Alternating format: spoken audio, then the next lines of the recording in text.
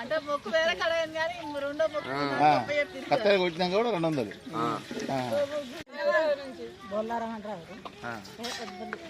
హైదరాబాద్ బొల్లారం నుంచి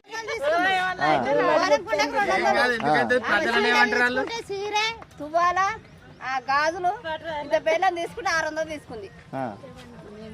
ఎందుకమ్మానంటే అడిగితే ఏమంటారు? గాజులకి ఎంతమ్మా?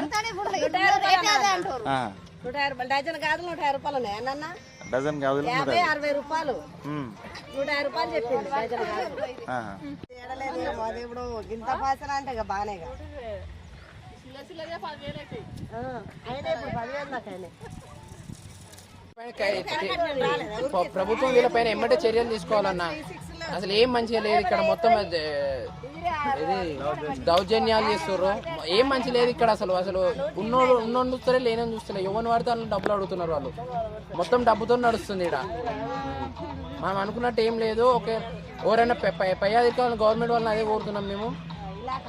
పబ్లిక్ మాత్రం చాలా ఇబ్బంది పెడుతున్నారు ఇక్కడ.